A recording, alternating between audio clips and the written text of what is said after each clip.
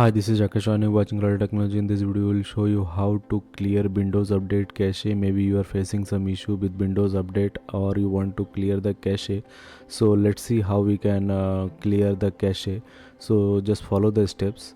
Open Explorer, then go to this PC, then open C drive, and then open Windows folder. Then you have to find software distribution folder.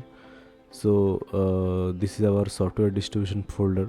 Open this folder, and inside this download folder, and here you will see so many folder and files.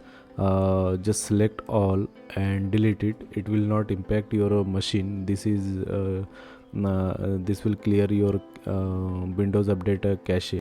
Just right click and delete all the caches. It may take some time in few cases if you have more files and folders. So wait some time, and once done, restart the machine, and this will fix your Windows Update related issue, or with this cache will be clear. So thanks for watching. See you in the next video.